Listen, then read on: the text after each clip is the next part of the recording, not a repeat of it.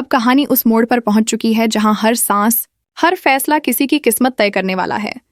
मंदिर के आंगन में देव माँ के सामने झुका खड़ा है और चंद्रिका पत्थर की मूर्ति की तरह खड़ी सब देख रही है।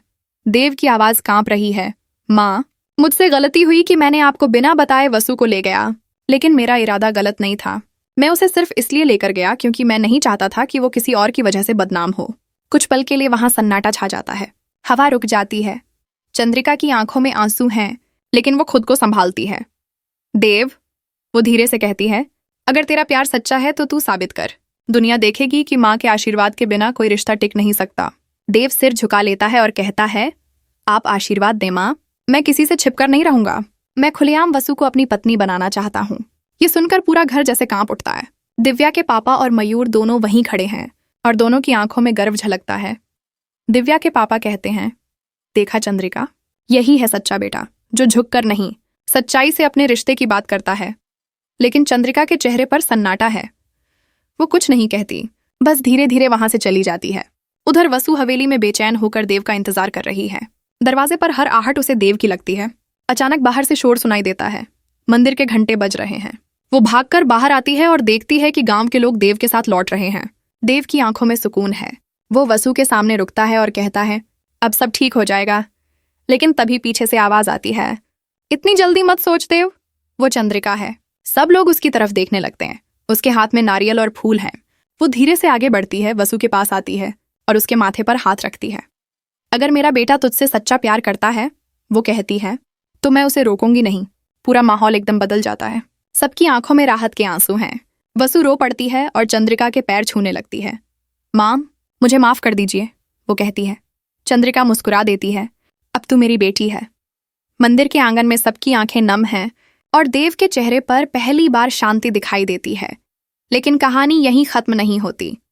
कुछ दूरी पर खड़ा मयूर सब देख रहा है और उसके चेहरे पर एक हल्की चिंता है। बाद में जब सब घर लौटते हैं तो मयूर देव के पास आता है और कहता है, देख देव, दुनिया इतनी आसान नहीं है। तेरे प्यार को लोग हजम नहीं कर पाएंगे। कुछ ऐसे भी हैं जो तेरे खिलाफ साजिश रच रहे हैं। देव चौंक जाता है। कौन? मयूर बस इतना कहता है, वो जो हमेशा तेरे साथ दिखते हैं, जरूरी नहीं कि तेरे अपने हों। ये सुनकर देव चुप हो जाता है।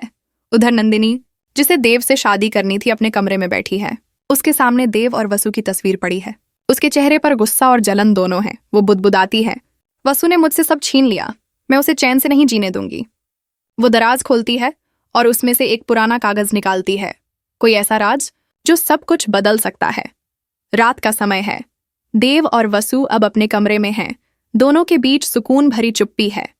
वसु कहती है, देव, मुझे लगता है कुछ बड़ा होने वाला है। देव उसका हाथ पकड़कर कहता है, जब तक मैं हूं कुछ नहीं होगा। लेकिन बाहर अंधेरे में नंदिनी की परछाई दिखाई देती है, जो धीरे धीरे घर के अंदर दाखिल हो रही है। उसके चेहरे पर एक रहस्यमयी मुस्कान है। अगले दिन सुबह चंद्रिका सबके साथ पूजा कर रही होती है। अचानक पूजा की थाली देव के हाथ से गिर जाती है और तेल जमीन पर फैल जाता है। सब हैरान रह जाते हैं। पुजारी कहता है, ये अच्छा संकेत नहीं है। देव अंदर ही अंदर बेचैन हो जाता है। उसी वक्त नंदिनी अंदर आती है और सबके सामने कहती है, आप लोग सोचते हैं कि देव ने सही किया, लेकिन क्या आप जानते हैं कि वसु ने उसके साथ क्या छिपाया है? सबकी नजरें वसु पर टिक जाती हैं। वसु कुछ नहीं समझ पाती। नंदिनी हाथ में वो पुराना कागज दिखाती है। इसमें लिखा है कि वसु पहले से किसी और के नाम पर है। उसने कभी तलाक नहीं लिया। पूरा घर जैसे सन्न रह जाता है। देव के चेहरे का रंग उड़ जाता है। वसु हकलाती है, ये झूठ है, ये सब झूठ है। लेकिन चंद्रिका फिर से गुस्से में आ जाती है। क्या सच में तूने मुझसे ये बात छिपाई? वो चिल्लाती है। देव बीच में आता है, माँ, पहले सच जान लीजिए। लेकिन अब माहौल बेकाबू हो चुका है। वसु रोते हुए कहती है, वो रिश्ता मजबूरी में था। मैं कभी किसी से प्यार नहीं करती थी। मुझे जब पता चला कि वो रिश्ता झूठा था, तब तक बहुत देर हो चुकी थी। देव उसकी आंखों में देखता है। मुझे फर्क नहीं पड़ता वसु, मैं तुझसे आज भी उतना ही प्यार करता हूं। चंद्रिका की आंखों में अब फिर से भावनाओं का तूफान उठता है। वो कुछ पल के लिए चुप रहती है, फिर कहती है, अगर तेरे दिल में सच्चाई है तो यह आग तेरा रिश्ता नहीं जलाएगी। वो दीपक उठाकर देव और वसु के सामने रख देती है। माँ की कसम, इस लौ को छूकर कसम खाओ कि तुम्हारा प्यार सच्चा है। देव और वसु दोनों हाथ जोड़ते हैं और एक साथ कहते हैं, हमारा प्यार सच्चा है माँ। और तभी दीपक की लौ और तेज जल उठती है। सब हैरान रह जाते हैं। पुजारी कहता है, यह तो देवता का संकेत है कि यह रिश्ता पवित्र है। चंद्रिका की आंखों से आंसू निकल पड़ते हैं। वो आगे बढ़कर दोनों को गले लगा लेती है। मंदिर की घंटियां बजने लगती हैं। आकाश में हल्की रोशनी फैलती है। चंद्रिका कहती है, अब इस घर में सिर्फ प्यार रहेगा, नफरत नहीं। सबकी आंखों में खुशी के आंसू हैं और देव मुस्कुराकर कहता है, अब कोई हमें अलग नहीं कर सकता। लेकिन जैसे ही कैमरा धीरे धीरे दूर जाता है, बाहर सड़क के किनारे खड़ी नंदिनी की आंखों में एक ठंडी चमक दिखाई देती है। वो धीरे से कहती है, कहानी खत्म नहीं हुई देव, अब मेरी बारी है। और यहीं से शुरू होगी अगले अध्याय की नई जंग, जहां प्यार और बदले के बीच फिर एक तूफान उठने वाला है। सबको लगा था कि अब सब कुछ ठीक हो गया है। देव और वसु का प्यार आखिरकार सबकी दुआओं के साथ मिल गया। चंद्रिका ने अपने गुस्से को भुला दिया और घर में सुकून लौट आया। लेकिन किस्मत को अभी एक आखिरी खेल खेलना था। मंदिर की घंटियों की गूंज के बाद जो शांति छाई थी, वो सिर्फ आने वाले तूफान की खामोशी थी, क्योंकि नंदिनी अब खामोश नहीं रहने वाली थी। रात का समय था। हवेली के बाहर हल्की बारिश हो रही थी। सब लोग पूजा पाठ के बाद अपने कमरों में जा चुके थे। तभी एक कार धीरे धीरे गेट के पास आकर रुकती है। उसमें से उतरती है नंदिनी। उसके चेहरे पर वही मुस्कान जो अब मासूम नहीं बल्कि बदले से भरी थी। उसके हाथ में एक फाइल थी जिसमें वो राज छिपे थे जो देव और वसु के रिश्ते की नींव हिला सकते थे। वो हवेली के अंदर दाखिल होती है और सीधे चंद्रिका के कमरे की ओर बढ़ती है। दरवाजा खोलते ही चंद्रिका हैरान हो जाती है। नंदिनी, तू यहाँ? नंदिनी धीमी आवाज में कहती है, मां जी, मैं किसी से झगड़ने नहीं आई, बस सच्चाई बताने आई हूं। वो फाइल आगे बढ़ाती है। इसमें वो सब है जो देव और वसु ने आपसे छिपाया। चंद्रिका की आंखें चौंक जाती हैं, लेकिन वो फाइल खोलती है। उसमें कुछ पुराने डॉक्यूमेंट्स, कुछ तस्वीरें और कुछ मेडिकल रिपोर्ट्स होती हैं। नंदिनी कहती है, वसु ने अपनी पहचान बदल ली है और वो नहीं है जो दिखती है। चंद्रिका कुछ देर तक सब देखती रहती है, फिर गुस्से से कहती है, ये सब झूठ है, तू बस इस रिश्ते को तोड़ना चाहती है। लेकिन नंदिनी शांत रहती है। आप चाहें तो खुद जांच करवा लें, अगर मैं झूठ बोलूं तो सजा दीजिएगा। और वो वहां से चली जाती है, लेकिन उसके शब्द चंद्रिका के दिल में शक का बीज बो जाते हैं। अगली सुबह माहौल अजीब है। देव पूजा कर रहा होता है, तभी चंद्रिका उसके पास आती है। देव, मुझे तुझसे कुछ पूछना है, वो कहती है। देव मुस्कुराता है। कहिए माँ। वसु के बारे में जो नंदिनी कह रही है, क्या वो सच है? देव एक पल के लिए चुप हो जाता है, फिर कहता है, माँ, वो सब पुरानी बातें हैं। वसु ने कभी किसी को धोखा नहीं दिया। चंद्रिका कहती है, लेकिन तूने मुझसे सब छिपाया क्यों?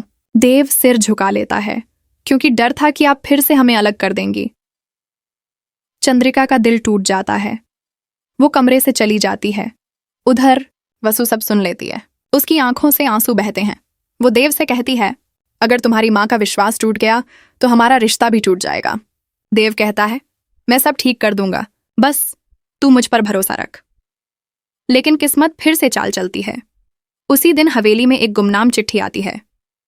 अगर देव और वसु की शादी हुई तो घर की इज्जत मिट्टी में मिल जाएगी। चंद्रिका ये पढ़कर घबरा जाती है। वो सोचने लगती है कि आखिर कौन चाहता है कि ये रिश्ता टूटे। उसे समझ नहीं आता कि नंदिनी से भी कोई बड़ा खेल खेलने वाला है। शाम होती है। सब लोग डिनर के लिए बैठे होते हैं। तभी बाहर बिजली की कड़क सुनाई देती है। दरवाजा खुलता है और अंदर पुलिस आती है।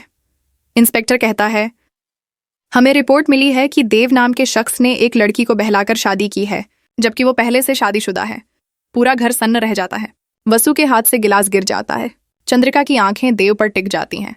ये क्या है देव? देव कुछ कह नहीं पाता। पुलिस कहती है, हमें स्टेशन चलना होगा। वसुदेव का हाथ पकड़कर कहती है, ये सब झूठ है, कोई साजिश कर रहा है। लेकिन देव को पुलिस ले जाती है। चंद्रिका वहीं खड़ी रह जाती है। उसके मन में एक बार फिर शक जाग उठता है। क्या मैंने सच में गलती की थी उसे माफ करके? उधर नंदिनी अपनी कार में बैठी मुस्कुरा रही होती है। उसके हाथ में फोन है और वो किसी से कहती है, पहला कदम पूरा हो गया, अब दूसरा खेल शुरू होता है। दूसरी तरफ वसुदेव को छुड़ाने के लिए पुलिस स्टेशन पहुंचती है। वहां उसे पता चलता है कि शिकायत किसी और ने नहीं बल्कि किसी अनजान नंबर से आई थी। वो समझ जाती है कि ये सब नंदिनी का काम है। वसु गुस्से में कहती है, अगर नंदिनी सोचती है कि वो हमारे बीच दीवार खड़ी कर देगी तो उसे नहीं पता कि प्यार की जड़ें कितनी गहरी होती हैं। वो फैसला करती है कि अब वो छिपेगी नहीं। वो मीडिया के सामने जाकर सब सच बताने वाली है। अगले दिन वसु प्रेस कॉन्फ्रेंस रखती है। कैमरे के सामने वो कहती है, मैं वो लड़की हूं जिस पर झूठे इल्जाम लगाए गए। हाँ, मेरा अतीत दर्दनाक था, लेकिन मैंने कभी किसी से धोखा नहीं किया। देव मेरा सच है और मैं हर हाल में उसका साथ दूंगी। देव ये सब खबर जेल में टीवी पर देखता है। उसकी आंखों में आंसू है, लेकिन साथ ही गर्व भी। उसी वक्त पुलिस को असली शिकायतकर्ता की पहचान मिलती है और नाम देखकर सब हैरान रह जाते हैं। रिपोर्ट में लिखा होता है, नंदिनी अविनाश। देव रिहा हो जाता है। वो सीधा नंदिनी के घर पहुंचता है। नंदिनी उसे देखकर भी मुस्कुराती है। क्या हुआ देव, अब भी मुझसे नफरत है? देव ठंडी आवाज में कहता है। नफरत नहीं, बस अफसोस है कि तूने प्यार को खेल समझ लिया। नंदिनी कहती है, खेल तो अब शुरू हुआ है। देव, देखना, जब वसु तेरे लिए सब कुछ खो देगी तब तू खुद मुझसे मदद मांगेगा। देव बिना कुछ कहे चला जाता है, लेकिन उसकी आंखों में एक ठान लिया हुआ इरादा है। रात के सन्नाटे में वो मंदिर जाता है, माँ के सामने झुककर कहता है, मुझे ताकत दो ताकि मैं इस झूठ पर सच्चाई की जीत दिखा सकूं। अब इस कहानी का रंग बदल चुका है। अब ये सिर्फ प्यार की लड़ाई नहीं, बल्कि इंसाफ की जंग है। आने वाले हिस्से में आप देखेंगे कैसे देव और वसु नंदिनी की साजिश को उजागर करेंगे और कैसे हर झूठ के पीछे छिपी वो सच्चाई सामने आएगी जो अब तक किसी को नहीं पता। कहानी अब अपने सबसे खतरनाक मोड़ पर है, जहां एक तरफ प्यार है और दूसरी तरफ बदले की आग। अब देखना यह है, कौन जीतेगा, प्यार या नफरत। सबको लगा था कि अब सब कुछ ठीक हो गया है। देव और वसु का प्यार आखिरकार सबकी दुआओं के साथ मिल गया। चंद्रिका ने अपने गुस्से को भुला दिया और घर में सुकून लौट आया। लेकिन किस्मत को अभी एक आखिरी खेल खेलना था। मंदिर की घंटियों की गूंज के बाद जो शांति छाई थी, वो सिर्फ आने वाले तूफान की खामोशी थी, क्योंकि नंदिनी अब खामोश नहीं रहने वाली थी। रात का समय था। हवेली के बाहर हल्की बारिश हो रही थी। सब लोग पूजा पाठ के बाद अपने कमरों में जा चुके थे। तभी एक कार धीरे धीरे गेट के पास आकर रुकती है। उसमें से उतरती है नंदिनी। उसके चेहरे पर वही मुस्कान जो अब मासूम नहीं बल्कि बदले से भरी थी। उसके हाथ में एक फाइल थी जिसमें वो राज छिपे थे जो देव और वसु के रिश्ते की नींव हिला सकते थे। वो हवेली के अंदर दाखिल होती है और सीधे चंद्रिका के कमरे की ओर बढ़ती है। दरवाजा खोलते ही चंद्रिका हैरान हो जाती है। नंदिनी, तू यहाँ? नंदिनी धीमी आवाज में कहती है, माँ जी, मैं किसी से झगड़ने नहीं आई, बस सच्चाई बताने आई हूं। वो फाइल आगे बढ़ाती है। इसमें वो सब है जो देव और वसु ने आपसे छिपाया। चंद्रिका की आंखें चौंक जाती हैं, लेकिन वो फाइल खोलती है। उसमें कुछ पुराने डॉक्यूमेंट्स, कुछ तस्वीरें और कुछ मेडिकल रिपोर्ट्स होती हैं। नंदिनी कहती है, वसु ने अपनी पहचान बदल ली है और वो नहीं है जो दिखती है। चंद्रिका कुछ देर तक सब देखती रहती है, फिर गुस्से से कहती है, ये सब झूठ है, तू बस इस रिश्ते को तोड़ना चाहती है। लेकिन नंदिनी शांत रहती है। आप चाहें तो खुद जांच करवा लें, अगर मैं झूठ बोलूं तो सजा दीजिएगा। और वो वहां से चली जाती है, लेकिन उसके शब्द चंद्रिका के दिल में शक का बीज बो जाते हैं। अगली सुबह माहौल अजीब है। देव पूजा कर रहा होता